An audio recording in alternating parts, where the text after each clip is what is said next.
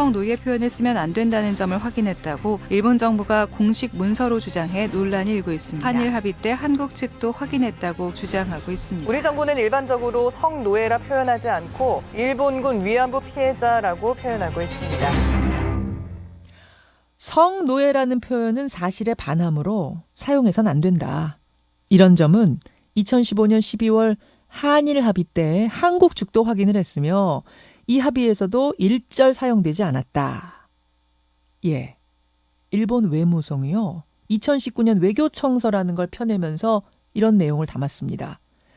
그러니까 2015년 박근혜 정부 당시 한일 합의를 하면서 우리도 성노예라는 표현을 쓰지 않는 데 대해서 합의를 해줬다는 거죠. 성노예라는 표현은 지금 전 세계적으로 쓰이는 표현이고 이 위안부 피해자들이 성범죄를 당했다는 의미를 담는 그런 표현입니다.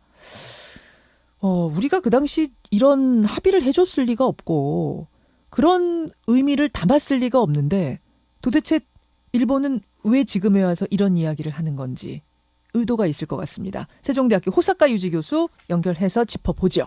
호사카 유지 교수님 안녕하세요. 네, 안녕하십니까. 먼저 2019년 외교청서, 이게 그러니까 일종의 외교 보고서 같은 거죠? 네네, 맞습니다.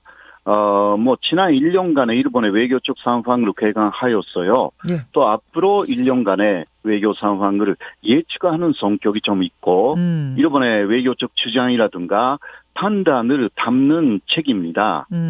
근데 이게 2019년에 내는 외교청서에 왜 갑자기 2015년 일을 들먹이는 겁니까?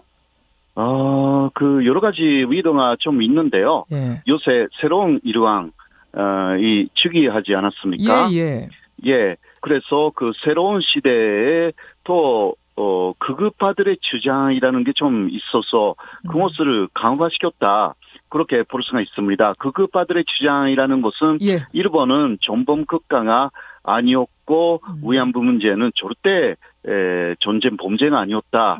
이것을 더욱더 강화하는 계획 중에 하나라고 볼 수가 있습니다. 매년 내는 외교청서긴 하지만 이번에는 일왕이 즉위한 뒤에 내는 것이기 때문에 다시 그 부분에 대해 확실히 성범죄를 우리는 저지른 적이 없다. 이 부분을 확실히 하려다가 보니까 2015년에 합의 중에 성노예라는 표현 쓰지 않겠다. 한국도 여기에 대해 동의했다라는 것까지 끌어오게 됐다는 얘기군요. 예, 특히 전범 3세대가 되잖아요. 새로운 일왕이, 나루히토 일왕이. 그러니까 이제 그런 역사적인 진실도 계속 가려나가면서 이것은 아베 신조 일본 총리가 원하는 헌법 개정 일본군을 부활시키겠다라는 데에 또 연결되어 있어요. 왜냐하면 일본군이 죄를 저지르지 않았기 때문에 이제 다시 부활시키겠다. 군대 가져도 된다. 거기에 연결을 시킬 수 있는 내용이죠. 알겠습니다. 그러니까 왜 갑자기 2019년에 2015년 일을 끌어들이는가는 이해가 됐고요. 그럼 2015년에 우리가 일본과 맺었다고 이야기하는, 우리가 인정했다고 이야기하는 그 내용이 맞는지 한번 보겠습니다. 일본군 성노예라는 건 틀린 표현이라는 데 대해 2015년에 한국도 동의를 해줬다. 용인을 했다. 이건 팩트입니까? 그것은 팩트가 아닙니다. 이것은 TF를 만들어가지고 문재인 정권에서도 검증한 바가 있지 않습니까? 위안부 합의에 대해서요. 2015년에 맺어졌던 걸. 내용 보고서를 봐도 당시 선노예라는 표현을 일본 쪽에서 쓰지 말아달라라는 내용이 있었다. 그럼 확인됩니다. 거기에 대해서 한국 정부는 그거는 동의하지 못한다. 그렇게 이야기를 하면서도 한국 내에서 쓰는 표현은 일본군 위안부 피해자 이런 표현만 쓴다. 이런 식으로 이야기가 나와 있거든요. 그러니까 문재인 정부의 TF에서 그렇게 했다는 거예요? 아니면 2015년 원래 합의, 오리지널 합의에는 뭐라고 써 있어요? 오리지널 합의는 그러니까 표면적으로 그 내용이 나와 있질 않습니다. 그래서 TF에서 그때 주고받고 한 문서를 검증한 거죠. 그 안에서 나오는 이야기입니다. 그럼 2015년에 오리지널 합의에는 성노예라는 표현을 쓰지 않도록 뭐 서로 약속을 하자 이런 내용이 있긴 그런 것은 있어요. 전혀 없습니다. 아, 전혀 없어요. 없습니다. 없는데 일본이 이렇게 주장을 하니까 이게 어떻게 된 건가 싶어서 오고 간 문서들을 보니까 네, 저간의 사정이 그러하더라. 네네 그런 것입니다. 아, 예, 그 한국 정부는 그러나 손노예라는 것은 사실상 인정하고 있었고요. 그러나 그 표현은 한국 내에서는 쓰지 않는다. 그 정도의 이야기를 한 것인데 손노예라는 사실을 그 한국 정부가 부정했다. 이런 식으로 또 일본이 나와버린 거죠. 정리를 해볼게요. 제가 이해한 게 맞는지 봐주세요, 교수님. 그러니까 네. 2015년 한일 합의 때, 박근혜 정부 당시 한일 합의 때 오리지널 원본에 성노예란 표현 쓰지 말자라는 건 어디에도 없고 네. 다만 오고 가는 협의 과정에서 그런 비슷한 얘기가 있었는데 네네. 일본은 성범죄가 아니니까 성노예란 표현을 쓰지 말자라는 걸로 해석을 했고 네. 우리는 성범죄지만 피해자들 인권 생각해서 성노예라는 단어 대신 용어 대신 위안부 피해자라는 말을 쓰자라고 주장을 했다. 이런 거죠? 예, 바로 그런 것입니다. 예. 네. 그러나 손노예라는 표현도 쓴다. 이것은 국제적으로 사용하는 그 용어이기 때문에 양쪽으로 쓴다라는 말을 정확하게 말하지 않았다라는 부분이 좀 있어서 약간의 이번에 이러한 이야기를 할 수 있는 여지가 어느 정도 있었다라고 볼 수도 있는 거거든요. 성노예라는 말도 맞다. 국제적으로는 맞지만 피해자들 인권 생각해서 이왕이면 위안부 피해자라고 써주자라고 좀 더 정확하게 얘기했었으면 좋았겠다 그 말씀이시군요. 네네. 범죄이지만 손노예라는 말을 쓰면 너무 피해자들이 비참하게 보이기 때문에 쓰지 않는다.